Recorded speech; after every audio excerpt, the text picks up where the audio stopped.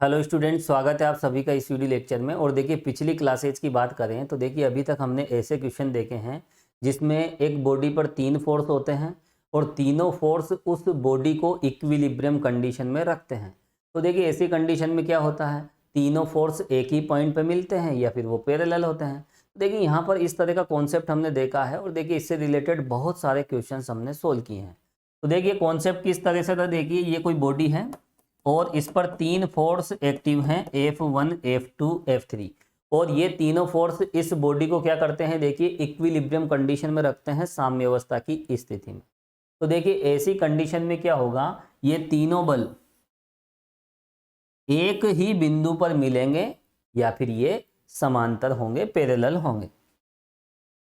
तो देखिए ये कॉन्सेप्ट हमने देखा था और इस कॉन्सेप्ट से रिलेटेड बहुत सारी प्रॉब्लम्स हमने सोल्व की थी। तो यहाँ पर देखिए मैं आपको रिमाइंड करा देता हूँ। देखिए हमने इस तरह के बहुत से क्वेश्चंस देखे थे। जैसे ये कोई एक छड़ है, क्या है ये छड़, और इस छड़ को 2 रस्सियों की सहायता से इस पॉइंट P पर लटका दिया गया है। अब देखिए यहाँ पर इन रस्सियों की सहायता से जब हम छड़ को लटकाएंगे तो यहाँ पर देखिए रस्सियों में तनाव होगा, टेंशन हो जाएगी। इधर वाली में मान लीजिए T1 है और इधर वाली में टेंशन क्या है, T2 है। तो देखिए ये T1 और T2 ये दोनों बल कहाँ पर मिल रहे हैं, इस पॉइंट P पर मिल रहे हैं। तो देखिए कॉन्सेप्ट क्या कहता है, ये अगर इक्विलिब्रियम कंडीशन में है तो तीनों फोर्स क्या होंगे, एक ही पॉइंट पर मिलेंगे या फिर पैरेलल होंगे। तो यहाँ तो देखिए T1 T2 कहाँ पर मिल रहे हैं, देखिए P पर मिल रहे हैं।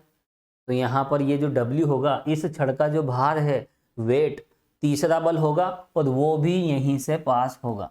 T1 T2 पॉइंट P से पास हो रहे हैं तो छड़ का भार भी उसी पॉइंट से पास होगा। तो यहाँ पर देखिए तीनों बल एक ही पॉइंट पे मिलते हैं या पैरेलल होते हैं, इससे रिलेटेड बहुत सारे क्वेश्चंस हमने सोल्व किए हैं। अब देखिए यहाँ पर आने वाले क्वेश्चंस में हम ऐसा कॉन्सेप्ट देखेंगे जिसमें एक बॉडी पर देखिए 3 से ज़्यादा फोर्स आ जाते हैं। जब 3 से ज़्यादा फोर्स किसी बॉडी को इक्विलिब्रियम में रखते हैं साम्यावस्था की स्थिति में, तो हम किस तरह से क्वेश्चन सोल्व करेंगे, तो देखिए उस पर हमें डिस्कस करना है। तो ये तो बात थी देखिए 3 फोर्स के लिए।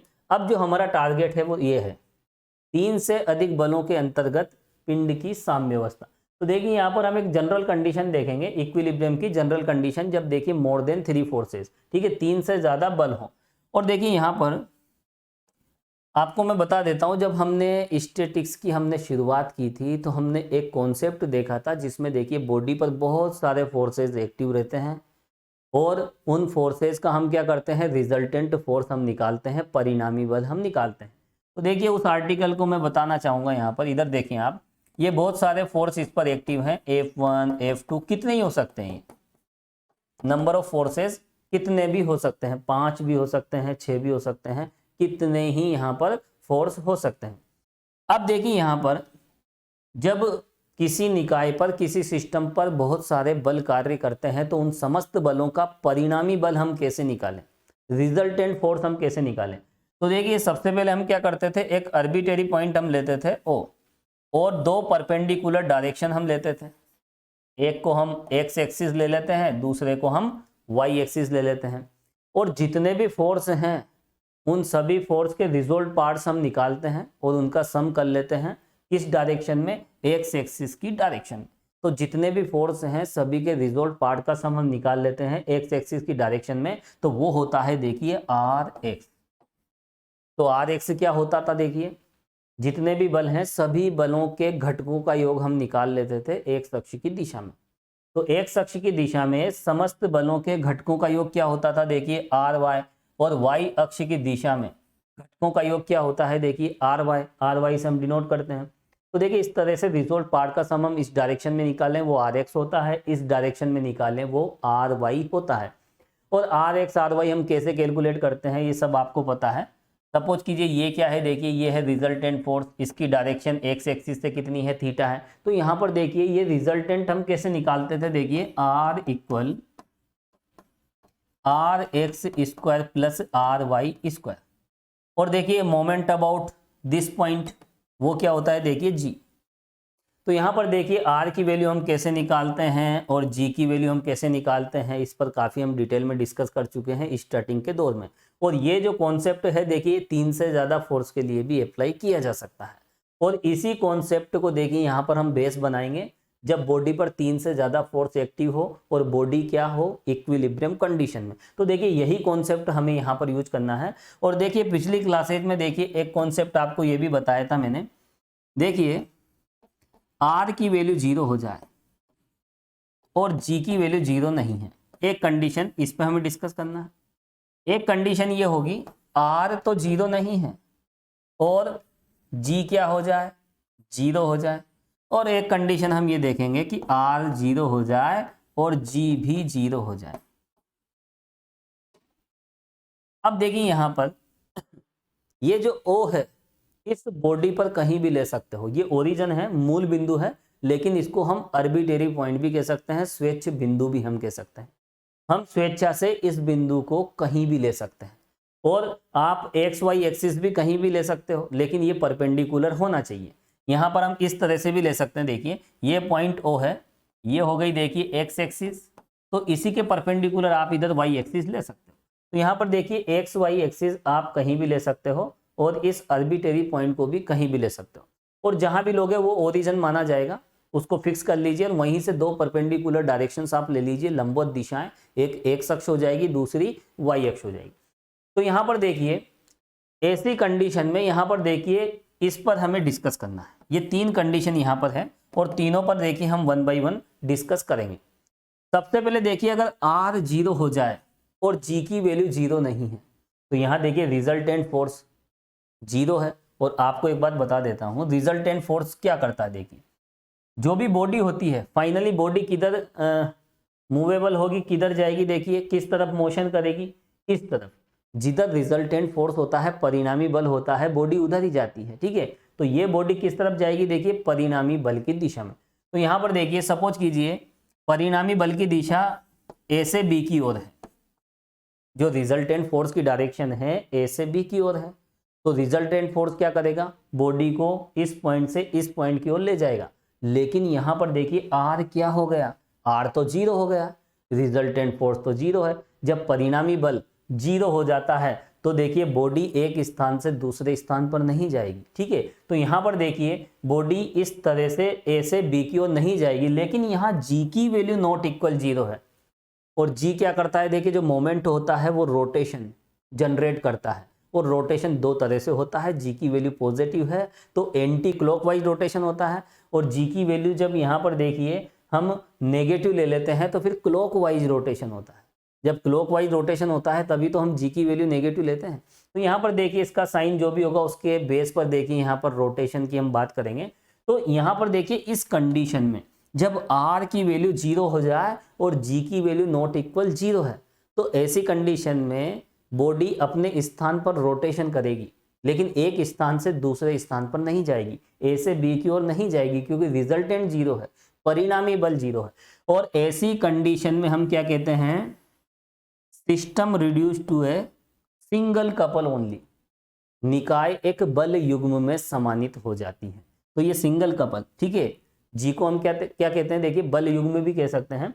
तो ऐसी कंडीशन में हम कहते हैं देखिए सिस्टम किस में रिड्यूस हो रहा है, सिंगल कपल में रिड्यूस हो रहा है, बल युग्म में समानयन हो रहा है ना। इस तरह की लैंग्वेज हम यूज करते हैं।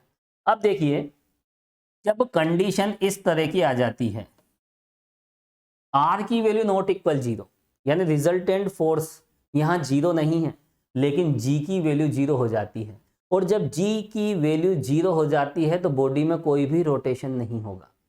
जब रोटेशन नहीं है तो जी 0 है।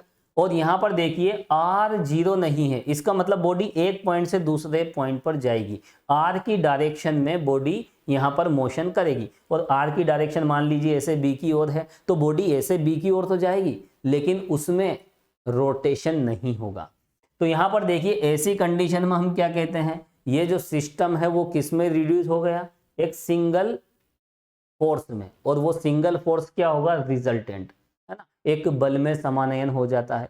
एक निकाय बल में समानित, केवल बल में समानित होती है तो आर नॉट इक्वल 0 लेकिन जी इक्वल 0। केवल एक बल युग्म में समानित होती है। तो फिर ऐसी कंडीशन में R 0 होता है, G नॉट इक्वल 0 होता है।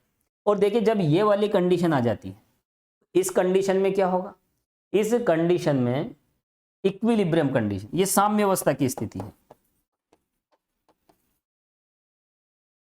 तो यहां पर देखिए रिजल्टेंट फोर्स भी 0, यानी बॉडी ए से बी की तरफ नहीं जाएगी, और जी की वैल्यू भी 0, यानी कोई रोटेशन भी नहीं होगा। तो कॉमन सी बात है, अंडरस्टूड है ना, क्या हो जाएगी, इक्विलिब्रियम कंडीशन हो जाएगी साम्य अवस्था की स्थिति में।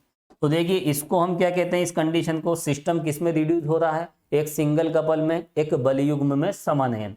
और इसको क्या कहते हैं, सिस्टम किस में रिड्यूस हो रहा है, सिंगल फोर्स में, एक बल में समानयन हो जाता है। और वो बल क्या होता है, देखिए रिजल्टेंट। और यहां पर देखिए ये होती है इक्विलिब्रियम कंडीशन।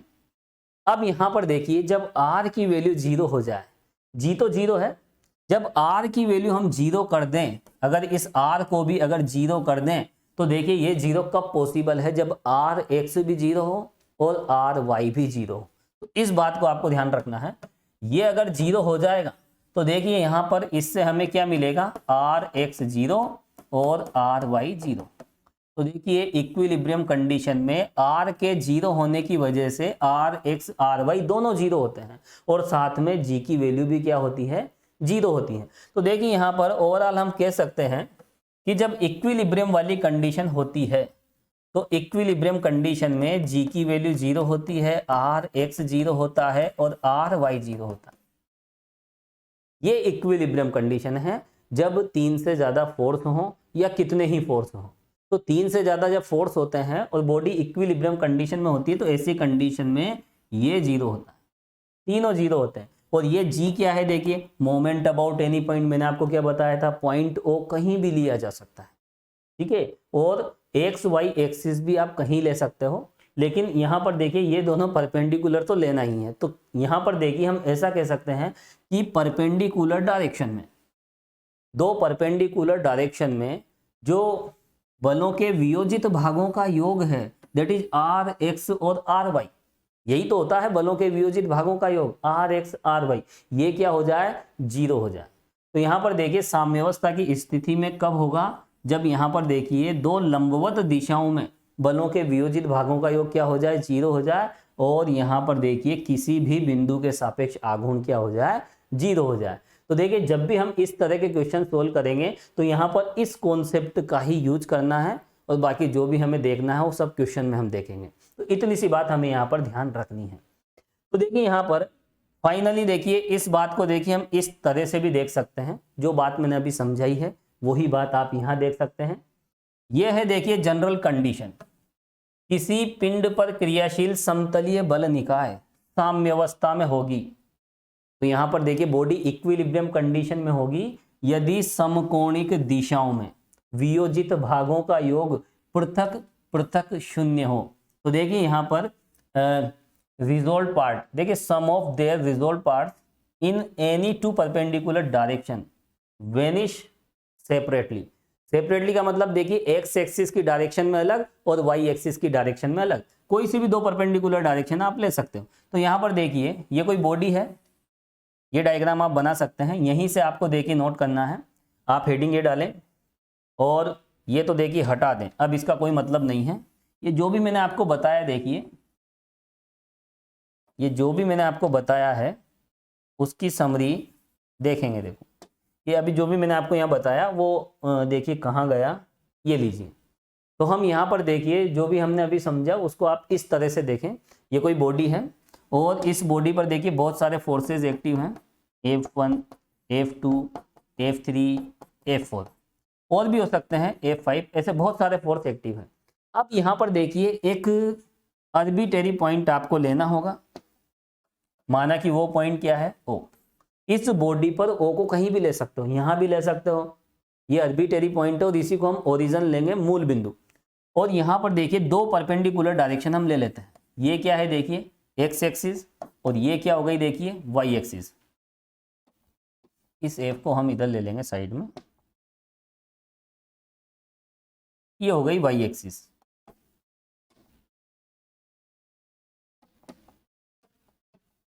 तो यहाँ पर F1 है, F2, F3, F4। तो देखिए इस तरह से बॉडी पर बहुत सारे फोर्सेस हैं।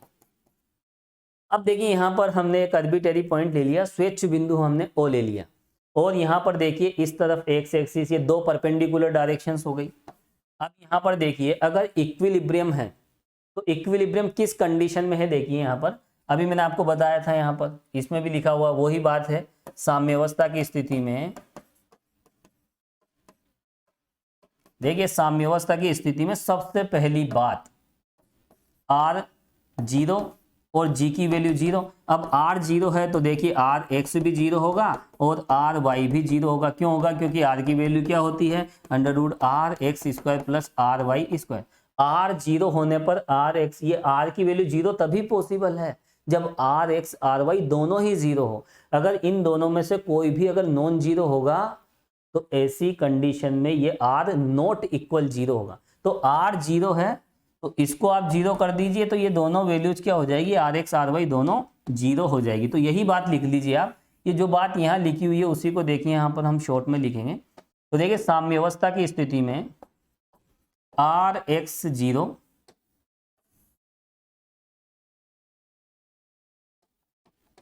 और देखिए साथ में यहाँ पर देखिए ry की वैल्यू भी 0, ये भी आप नोट कर लीजिए। और देखिए G की वैल्यू भी तो 0 होगी। तो इक्विलिब्रियम कंडीशन में क्या होता है, देखिए तीनों क्या होते हैं, 0 होते हैं। और यहाँ पर देखिए O कहीं भी लिया जा सकता है, तो हम इस G को क्या कह सकते हैं, मोमेंट अबाउट एनी पॉइंट, किसी भी बिंदु के सापेक्ष आघूर्ण। और वही बात यहाँ पर की गई है, देखिए किसी भी बिंदु के सापेक्ष आघूर्णों का बीजीय योग क्या हो, 0 हो। और देखिए यहाँ पर दो लंबवत दिशाओं में वियोजित भागों का योग पृथक पृथक अलग अलग, यानी इस डायरेक्शन में अलग और इस डायरेक्शन में अलग। तो इस डायरेक्शन में जो भी वियोजित भागों का योग है हम rx से डिनोट करते हैं, तो rx भी 0 हो और ry भी 0 हो। तो देखिए इक्विलिब्रियम कंडीशन में जब भी किसी बॉडी पर इक्विलिब्रियम कंडीशन में 3 से ज़्यादा फोर्स एक्टिव होते हैं तो ये कॉन्सेप्ट हम यूज करेंगे, और इसी कॉन्सेप्ट से सभी क्वेश्चंस हमें सोल्व करने हैं। तो देखिए सिस्टम पे बहुत सारे फोर्सेज होते हैं, चाहे वो 2 हो, 3 हो या 4 हो। और तो हम देखिए ये तो एक जनरल कंडीशन है, ये 3 फोर्स के लिए भी अप्लाई कर सकते हैं, 4 के लिए भी कर सकते हैं, 5 के लिए भी कर सकते हैं, एक जनरल कंडीशन है। तो जब 3 से ज़्यादा हो जाती है ना, 3 से ज़्यादा फोर्स होते हैं तो फिर हमें यही यूज करना पड़ेगा। तो यहाँ पर देखिए ये तीनों कंडीशन आपको ध्यान रखना पड़ेगा, और बहुत आसान सी है, और ये कोई नई बात नहीं है, ये बातें हम देखिए बहुत पहले देख चुके हैं। और यहाँ पर देखिए जब हम साम्यावस्था की बात करते हैं, इक्विलिब्रियम की बात करते हैं, तो चलिए वो भी हम एक और कॉन्सेप्ट देख लेते हैं। जैसे ये कोई बॉडी है, ये कोई बॉडी है, ठीक है। चलिए अब ये बॉडी क्या है, देखिए इक्विलिब्रियम में है, ये पूरी बॉडी साम्यावस्था में है। तो यहाँ पर देखिए अगर हम इसका एक छोटा सा पार्ट हम ले लें, ये वाला पार्ट, तो देखिए ये भी तो इक्विलिब्रियम में होगा। जब ये पूरी ही बॉडी साम्यावस्था में है तो ये वाला हिस्सा भी तो साम्यावस्था में होगा। तो देखिए साम्यावस्था के जो नियम है ये वाले, ये हम इसके लिए भी अप्लाई कर सकते हैं, और यहाँ पर करेंगे। बहुत सारे क्वेश्चंस ऐसे होंगे हम पूरी बॉडी पर देखिए इस तरह के रूल अप्लाई न कर कर उस बॉडी के किसी न किसी पार्ट पर हम अप्लाई करेंगे, क्योंकि पूरी बॉडी इक्विलिब्रियम कंडीशन में है। तो वहां पर उस बॉडी का कोई ना कोई पार्ट अगर हम ले तो वो भी तो इक्विलिब्रियम कंडीशन में होगा। इसका एक एग्जाम्पल मैं आपको बता देता हूं, देखिए जैसे सपोज कीजिए ये कोई इस तरह का देखिए एक स्पेयर है, और स्पेयर के भीतर देखिए ये गोला है, अर्धगोला, और इस अर्धगोले के भीतर देखिए 2 छड़ें रखी हुई है इस तरह से। एक छड़ क्या है, AB, और दूसरी छड़ क्या है, देखिए BC, इस तरह से रखी गई है। तो यहाँ पर देखिए छड़ AB पर भी बहुत सारे फोर्स होंगे, है ना, इसका वेट, यहाँ पर रिएक्शन, है ना, और पॉइंट B पर इधर वाली छड़ की रिएक्शन। यहाँ पर देखिए छड़ AB पर यहाँ पर 3 फोर्स आएंगे। यहाँ पॉइंट A पर क्या होगा, देखिए इस गोले की प्रतिक्रिया सरफेस की, और इस पॉइंट B पर देखिए इधर वाली छड़ की प्रतिक्रिया होगी, और यहाँ पर इसका वेट भी तो होगा। तो यहाँ पर देखिए इस छड़ AB पर जितने भी बल क्रियाशील हैं, जितने भी फोर्स एक्टिव हैं, उन सभी के लिए rx 0 होगा, ry 0 होगा और G की वैल्यू 0 होगी। किसी भी पॉइंट के रेस्पेक्ट में G 0 होगा। लेकिन किसकी बात करेंगे यहाँ पर, केवल छड़ A की।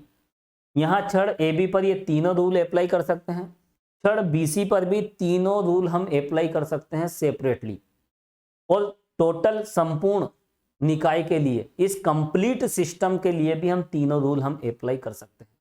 तो यहाँ पर ये जो रूल हैं ये इक्विलिब्रियम कंडीशन के होते हैं, साम्यावस्था की स्थिति के होते हैं। साम्यावस्था की स्थिति में हमें ये अप्लाई करने हैं, या तो पूरी बॉडी पे कीजिए, पूरे सिस्टम पे अप्लाई कीजिए, या फिर उस बॉडी के किसी न किसी पार्ट पे आप अप्लाई कीजिए, कर सकते हो, कहीं कोई दिक्कत नहीं है। तो देखिए यही बातें हमें ध्यान रखनी है, और इन्हीं बातों के आधार पर देखिए हमें यहाँ पर क्वेश्चन सोल्व करने होंगे। अब देखिए यहाँ पर हम एक और कॉन्सेप्ट देखेंगे, और देखिए ये एक थ्योरम की फॉर्म में है। देखिए इसको तो हम रिमूव कर देते हैं, ये तो पिछली क्लास का देखिए कुछ, ये देखिए, तो यहाँ पर देखिए ये तो हो गया। अब देखिए यहाँ पर एक थ्योरम हमें देखनी है,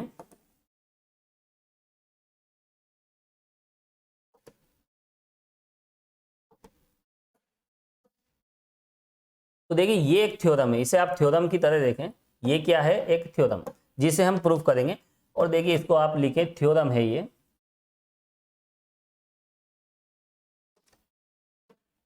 और देखिए एग्जाम में कभी कभी देखिए डायरेक्ट ये पूछ ली जाती है।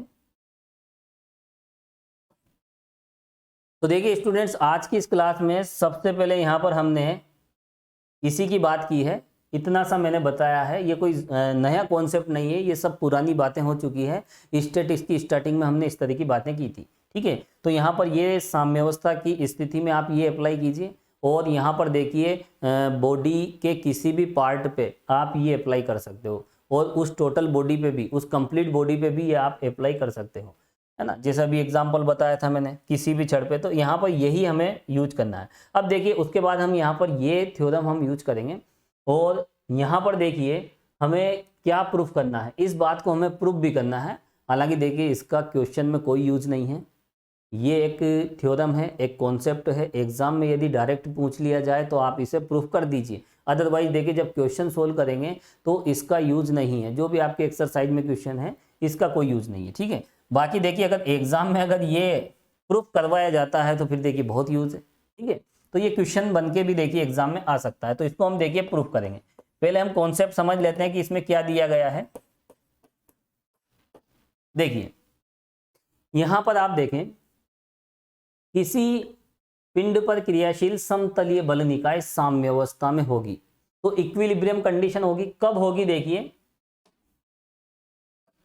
तीन असंरेखीय बिंदुओं के प्रत्येक के परितः बलों के आघूर्णों का बीजीय योग क्या हो जाए, शून्य हो जाए, जीरो हो जाए। तो कंडीशन को आप समझे पहले। देखिए ये कोई बॉडी है, इस पर देखिए बहुत सारे फोर्स एक्टिव हैं, कोप्लेनर फोर्सेस, समतलीय बल। ये एक समतलीय बल निकाय है, समतलीय बल निकाय, सिस्टम ऑफ कोप्लेनर फोर्सेज। इसका मतलब क्या होता है, एक सिस्टम पर बहुत सारे कोप्लेनर फोर्सेज, समतलीय बल क्रियाशील है। तो चलिए यहाँ पर बहुत सारे समतलीय बल हैं, और यहाँ पर देखिए तीन नॉन कोलिनियर पॉइंट्स हैं, नॉन कोलिनियर असंरेखीय बिंदु। देखिए नॉन कोलिनियर पॉइंट्स का क्या मतलब होता है, जो एक लाइन में नहीं है, कॉमन सी बात है, छोटी सी बात है। तो ये तीन नॉन कोलिनियर पॉइंट्स हैं, और यहाँ पर देखिए सपोज कीजिए इस पॉइंट ए के रेस्पेक्ट में मोमेंट क्या है, g1, इस पॉइंट बी के रेस्पेक्ट में मोमेंट क्या है, g2, और इसके रेस्पेक्ट में क्या है, देखिए g3। मान लेते हैं इन तीन बिंदुओं के सापेक्ष जो आघूर्ण है वो ये रहे।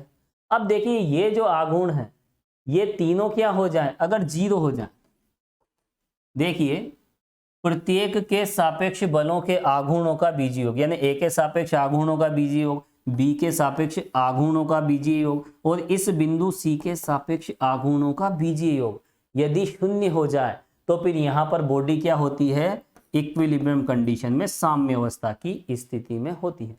तो यहाँ पर आप पहले इसे समझें अच्छे से। तो यहाँ पर देखिए algebraic sum of moments of forces about each of three non collinear points, each of three non collinear points. तो यहाँ पर देखिए इसके रेस्पेक्ट में एल्जेब्रिक सम निकालो, किसका, मोमेंट्स का, और इसके रेस्पेक्ट में निकालो और इसके रेस्पेक्ट में निकालो, जीरो होने चाहिए। अगर जीरो हैं, ये तीनों अगर जीरो हैं तो फिर ऐसी कंडीशन में क्या होगी, देखिए बॉडी इक्विलिब्रियम कंडीशन में हो जाती है, साम्यावस्था की स्थिति में। तो देखिए कॉन्सेप्ट इतना सा है, इस निकाय पर हमने 3 असंरेखीय बिंदु लिए और इन 3 असंरेखीय बिंदुओं के सापेक्ष यदि आघूर्णों का बीजीय योग 0 हो जाए, यानी इसके सापेक्ष आघूर्ण और इसके सापेक्ष आघूर्ण और इसके सापेक्ष आघूर्ण, तीनों के सापेक्ष आघूर्ण यदि 0 है तो फिर ये बॉडी क्या है, फिर इक्विलिब्रियम कंडीशन में है। यही हमें यहाँ पर प्रूफ करना है। चलिए तो हम यहाँ पर देखिए सबसे पहले क्या करेंगे, देखिए हम 3 नॉन कोलिनियर पॉइंट्स लेंगे, असंरेखीय बिंदु। तो लिखें आप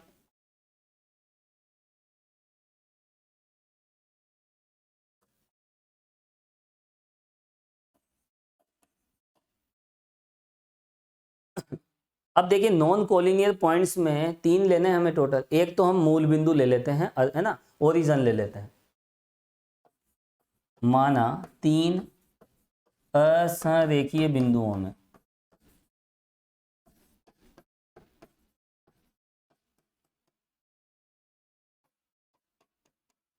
नॉन कोलिनियर पॉइंट्स,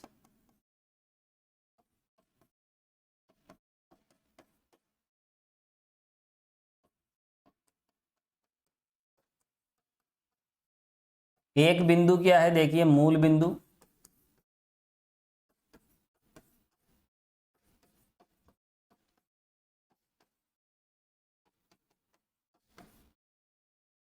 और अन्य 2 बिंदु क्या ले लेते हैं, देखिए एच के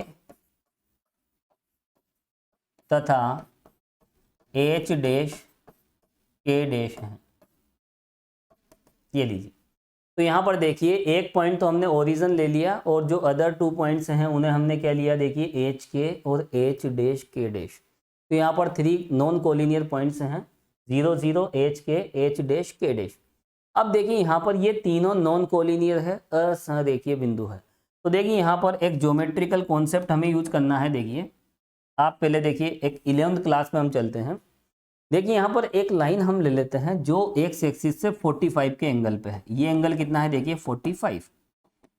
तो यहाँ पर देखिए इस लाइन पे देखिए एक पॉइंट होगा यहाँ पर 1,1 और देखिए 2,2 भी इसी पर होगा और देखिए 3,3 भी इसी पर होगा, है ना। इस लाइन पे ये लाइन देखिए दोनों एक्सिस से इक्वल एंगल पे है, इधर भी 45 है इधर भी 45 है। तो बिल्कुल देखिए मिडिल पोर्शन से जाएगी तो 1 1 2 2 3 3 सभी इसी लाइन पे होंगे। तो ये जो तीनों पॉइंट्स हैं ये कोलिनियर हो गए। ये तीनों पॉइंट्स क्या है, ये संरेखीय बिंदु हैं। संरेख का मतलब एक ही रेखा पर होना। अब ये तीनों पॉइंट एक ही रेखा पर है तो ऐसी कंडीशन में इनके एक्स और वाई कोऑर्डिनेट्स का रेशो आप निकालें, एक्स वाई निर्देशांकों का अनुपात। तो देखिए इसके एक्स वाई निर्देशांकों का अनुपात क्या होगा, देखिए अगर हम इस पॉइंट की बात करें तो देखिए 1/1, इसका निकालिए आप 2/2 और इसका निकालिए। तो देखिए एक्स वाई कोऑर्डिनेट का जो रेशो है वो इक्वल आ सकता है, हमेशा नहीं। कभी कभी इस तरह से देखिए जब कोलिनियर पॉइंट्स होते हैं, संरेखीय बिंदु होते हैं, तो संरेखीय बिंदुओं के लिए देखिए ना 1 का 1 से, है ना, दोनों को डिवाइड कीजिए 2 का 2 से, है ना, और 3 को 3 से डिवाइड कीजिए तो ये इक्वल आ गए। लेकिन यदि नॉन कोलिनियर वाली कंडीशन है, असंरेखीय बिंदु है, तो फिर ऐसा कभी भी नहीं होगा। एक्स वाई निर्देशांकों का जो अनुपात है, जो रेशो है, वो हमेशा अलग अलग होगा, नॉट इक्वल होगा हमेशा।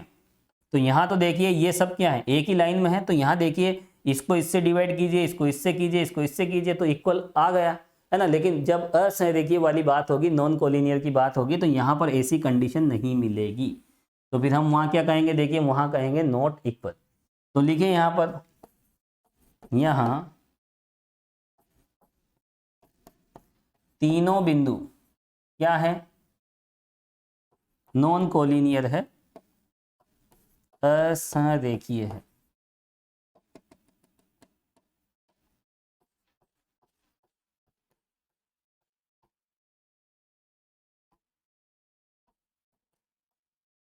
अतः तो देखिए जब असंरेखीय बिंदु है तो ऐसी कंडीशन में इसके एक्स वाई कोऑर्डिनेट का रेशियो क्या होगा, देखिए therefore h upon k is not equal to h dash upon k dash. Non collinear में हमेशा यही कंडीशन आपको मिलेगी। एक्स वाई कोऑर्डिनेट का जो रेशियो है, और इसका रेशियो तो हम निकालेंगे ही नहीं क्योंकि तो अनडिफाइंड हो जाएगा, 0/0, है ना। इन दोनों की बात करेंगे। और देखिए इम्प्लाइज दैट, इसको अगर हम सोल्व करें तो एच के डैश माइनस एच डैश के इज नॉट इक्वल 0 और इसको हम कह देते हैं इक्वेशन नंबर फर्स्ट। ये लीजिए,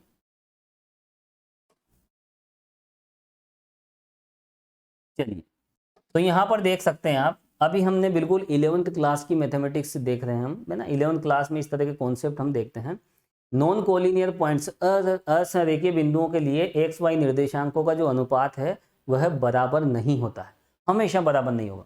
तो यहाँ पर ये देखिए, ये दोनों क्या है, देखिए ये तीनों ही यहाँ पर नॉन कोलिनियर है, लेकिन यहाँ पर देखिए ये वाली बात हम नहीं लिख सकते क्योंकि 0/0 ये वाला पॉइंट भी लेंगे तो अनडिफाइंड केस माना जाएगा, तो इसको तो हटाएं आप। तो यहाँ पर देखिए रियल कंडीशन मिल रही है, h बाई के is not equal h dash upon के डैश, ये सब असंरेखीय बिंदु है। अब यहाँ पर देखिए हमें क्या प्रूफ करना है, हमें प्रूफ करना है कि बॉडी इक्विलिब्रियम कंडीशन में है, साम्य अवस्था की स्थिति में है, और साम्य अवस्था में होगी, निकाय साम्य अवस्था में होगी यदि तीन असंरेखीय बिंदुओं के प्रत्येक के सापेक्ष बलों के आघूर्णों का बीजीयोग क्या हो जाए, 0। यानी इन तीनों बिंदुओं के सापेक्ष अगर हम आघूर्ण लें और वो 0 आ जाए तो फिर हम वहां पर इस कंडीशन में क्या प्रूफ करेंगे कि बॉडी साम्य अवस्था में है। तो यहाँ पर देखिए इनके रेस्पेक्ट में हम क्या करेंगे, मोमेंट हम निकालेंगे तीनों के रेस्पेक्ट में। और ये क्या है, देखिए ये तो मूल बिंदु है, तो ये हम इसको किससे डिनोट करेंगे, इसके सापेक्ष जो आघूर्ण होगा वो जी से हम डिनोट करेंगे, क्योंकि मूल बिंदु के सापेक्ष जो आघूर्ण होता है उसे जनरली हम जी से डिनोट करते हैं, है ना। चाहे तो आप जीवन भी ले सकते हो, लेकिन यहाँ तो हम जो भी यूज करते आए हैं वही यूज करेंगे। तो लिखें आप,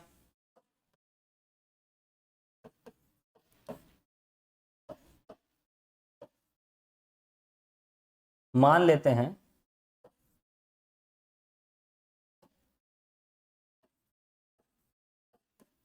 बिंदुओं 0 0 एच के तथा एच डैश के डैश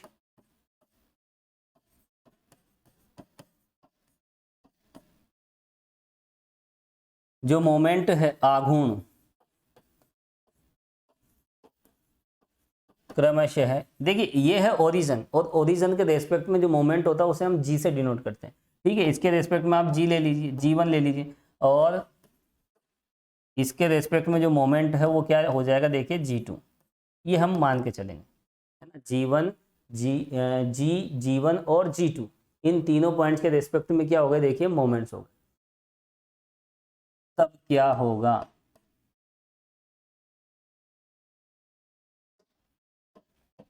अब देखिए हमें G निकालना है और G1 निकालना है और G2 भी हमें निकालना है। तो यहां पर देखिए G1 क्या होगा, देखिए यहां पर मूल बिंदु के सापेक्ष आघूर्ण अगर G होता है, एक कॉन्सेप्ट हमने देखा था मोमेंट अबाउट ओरिजिन, यदि मूल बिंदु के सापेक्ष आघूर्ण G है तो किसी अन्य बिंदु के सापेक्ष, अन्य बिंदु एच के सापेक्ष आघूर्ण क्या होगा।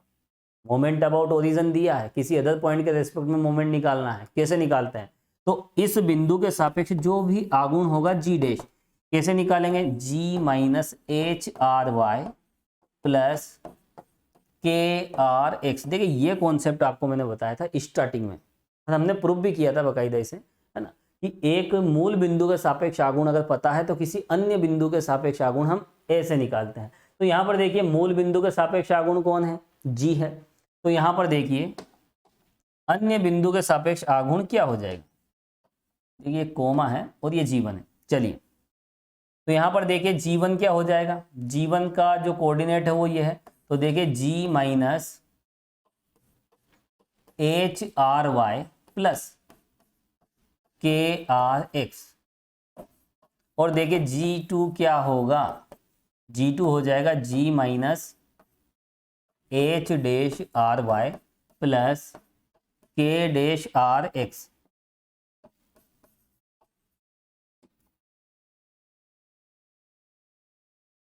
देखिए कितनी अच्छी बात है और कितनी आसान बात है, बहुत मजेदार बात है। एक मूल बिंदु के सापेक्ष आघूर्ण G है तो किसी अन्य बिंदुओं के सापेक्ष आघूर्ण हम ऐसे ही निकालते हैं, और बहुत सी बार देखिए इस कॉन्सेप्ट का यूज किया था हमने स्टार्टिंग में, तो यहाँ पर देखिए हमने तीनों के सापेक्ष यहाँ पर हमने मोमेंट निकाल लिया, ठीक है।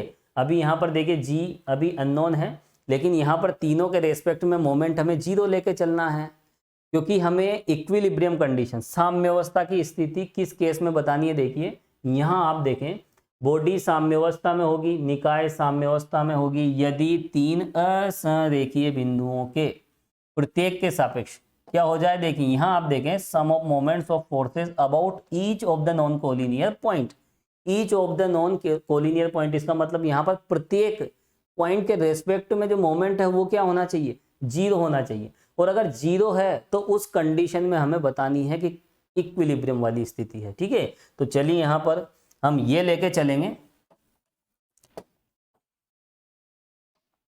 ये वाली बात हमें लेके चलनी है। देखिए हम मान के चलेंगे सपोज दैट G1 इक्वल जी क्या सॉरी ये सबसे पहले G0 लेंगे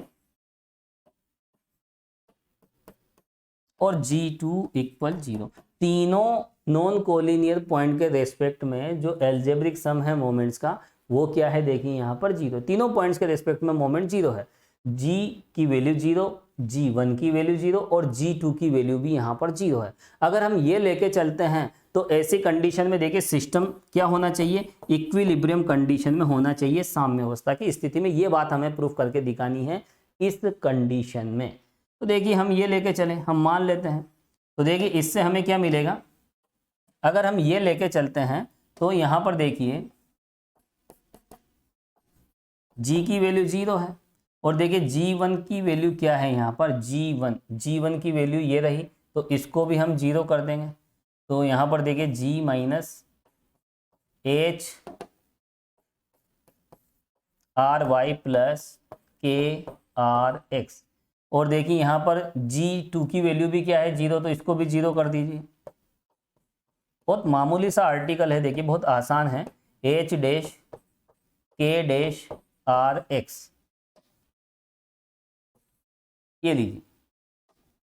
तो यहाँ पर देखिए बिल्कुल सिंपल सी बात है, तीनों बिंदुओं के सापेक्ष आघूर्णों का बीजीय योग अगर 0 है, ये बिंदु पहले बिंदु के सापेक्ष, दूसरे के सापेक्ष, तीसरे के सापेक्ष, तीनों असंरेखीय बिंदु है, नॉन कोलिनियर पॉइंट्स है, उनके रेस्पेक्ट में यदि मोमेंट 0 है तो ऐसी कंडीशन में हमें बताना है कि सिस्टम इक्विलिब्रियम कंडीशन में होगा, साम्यावस्था की स्थिति में होगा। अब देखिए साम्यावस्था की स्थिति कब होती है, जब एक तो आर एक्स 0 हो जाए, एक आर वाई 0 हो जाए और मोमेंट अबाउट ओरिजिन ये तीनों 0 हो जाए। तो यहाँ पर देखिए अगर ये तीनों कंडीशन हमें मिल जाएगी तो फिर हम कह सकते हैं कि बॉडी क्या है, इक्विलिब्रियम कंडीशन में है, साम्यावस्था की स्थिति में है। तो यहाँ पर देखिए आर एक्स आर वाई और जी की वैल्यू हम निकाल लेते हैं। जी की वैल्यू तो पता है, यहाँ पर जी की वैल्यू क्या है, यहाँ पर 0 है। अब आर एक्स आर वाई की वैल्यू आप इससे निकाल लीजिए। तो यहाँ पर देखिए इम्प्लाइज दैट, इसी का यूज इसमें करोगे तो देखिए माइनस, चलिए नेक्स्ट पेज पे हम ले लेते हैं, जैसे यही एडजस्ट हो जाएगी। लिखिए आप minus H R Y plus K R X equal to 0 और देखिए H R Y plus K dash R X equal to 0। तो यहाँ पर आप देख सकते हैं ये जी की वैल्यू 0 यहाँ पुट की और यहाँ पुट की, तो देखिए इन तीनों से हमें ये दो इक्वेशन हमें मिली है। अब इन दोनों को हम सोल्व करेंगे, ये हो जाएगी देखिए इक्वेशन नंबर सेकंड और ये हो गई देखिए इक्वेशन नंबर थर्ड। अब इन दोनों को हम सोल्व करेंगे, तो सोल्व करने पे देखिए हमें क्या मिलेगा, एक तो आर एक्स की वैल्यू मिलेगी और एक आर वाई की वैल्यू मिलेगी। तो लिखें आप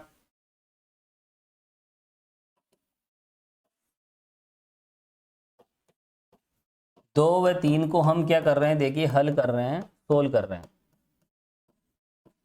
on solving equation second and third हम क्या फाइंड करेंगे, एक तो आर एक्स और एक आर वाई। तो देखिए यहाँ पर देखिए तो नॉर्मल सी कैलकुलेशन है, आप इसको किससे मल्टीप्लाई करोगे, देखिए एच डैश से, है ना, इसको कर दीजिए आप एच डैश से और इसको कर दीजिए एच से, और दोनों को आपस में क्या करोगे, देखिए यहाँ पर सब्ट्रैक्ट कर दीजिए।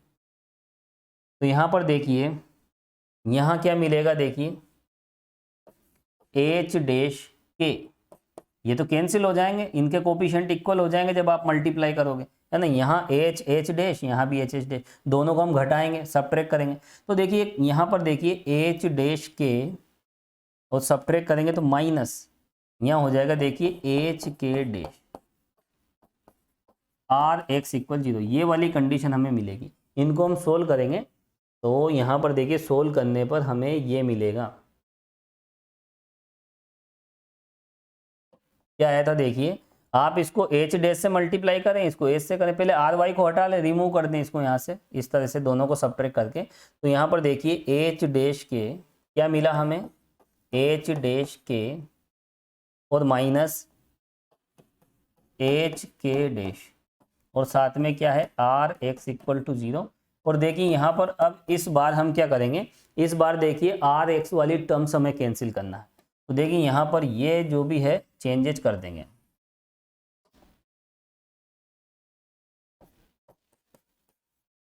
अब यहाँ पर देखिए अब हम क्या करेंगे, इस बार देखिए हमें ये हटाना है, तो यहाँ ये कोफिशिएंट सेम करने, तो देखिए इसको तो कर देते हैं हम किससे, के डैश से, ठीक है, और इसको किससे कर देते हैं देखिए के से। तो यहाँ के डैश का मल्टीप्लाई कर रहे हैं तो यहाँ के डैश आ जाएगा और यहाँ के का मल्टीप्लाई आप कर दीजिए, दोनों को आपस में सबट्रैक्ट कर दें, घटा दें।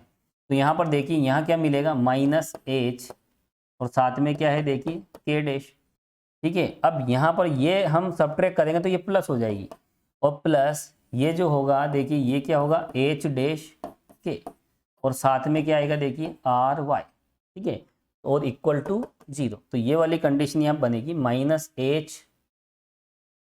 के डैश, लिखें आप माइनस एच के डैश प्लस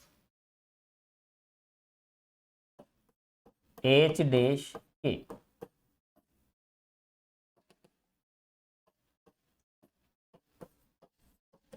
तो देखिए जैसे ही हम यहाँ पर देखिए इन दोनों को हम सोल्व करेंगे, ये लीजिए इसको भी हटा देते हैं। तो देखिए यहाँ पर इन दोनों को आप सोल्व कीजिए, एक बार आप आर एक्स की वैल्यू निकालें और एक बार आप आर वाई की वैल्यू निकालें। तो यहाँ पर देखिए किस तरह का रिजल्ट हमें मिला है, ये रिजल्ट हमें मिला है। अब यहाँ पर देखिए इन दोनों का मल्टीप्लिकेशन 0 है, जब दो संख्याओं का गुणनफल 0 होता है तो यहाँ पर देखिए उनमें से कोई एक संख्या 0 होती है।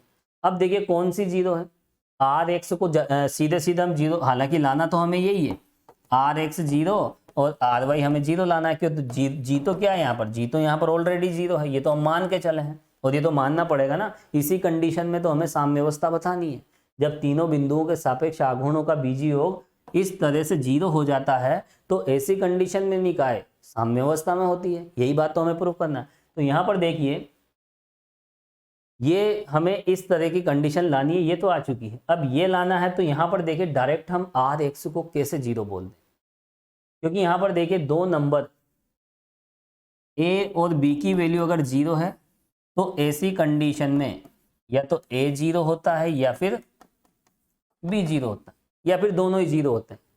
अब लेकिन यहाँ पर देखिए यहाँ non collinear points, equation first को देखें, ये क्वांटिटी तो 0 नहीं हो सकती। क्यों नहीं हो सकती, क्योंकि इक्वेशन फर्स्ट क्या कहती है देखिए एच के डैश माइनस एच डैश के, ये तो 0 नहीं। तो देखिए एच के डैश ये क्वांटिटी 0 नहीं है इक्वेशन फर्स्ट से, और देखिए दोनों का मल्टीप्लिकेशन 0 है, दो संख्याओं का गुणनफल 0 है, उनमें से एक संख्या 0 नहीं है तो दूसरी 100% क्या होगी 0 होगी, तो ये 0 कह देंगे हम, ठीक है। तो देखिए इसको आर एक्स आर वाई को 0 बोलने के लिए देखिए कोई ना कोई तो लॉजिक चाहिए, हो सकता है आर एक्स यहाँ पर नॉन 0 हो, है ना, ये 0 हो जाए, लेकिन यहाँ इक्वेशन फर्स्ट में देखिए ये वाली टर्म 0 नहीं है, तो इससे हमें क्या मिलेगा आर एक्स इक्वल 0 और आर वाई इक्वल 0, और इसका रीजन यहाँ साइड में देना पड़ेगा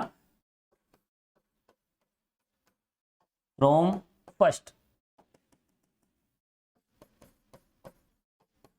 तो देखिए समीकरण 1 से और इक्वेशन फर्स्ट में क्या है वही लिख देते हैं, एच के डैश माइनस एच डैश के इज नॉट इक्वल 0। तो देखिए इक्वेशन फर्स्ट ये है, तो यहाँ पर देखिए जब ये क्वांटिटी 0 नहीं है तो फिर आर एक्स आर वाई यहाँ पर 0 है, तो देखिए इस प्रकार यहां पर हमने क्या फाइंड किया,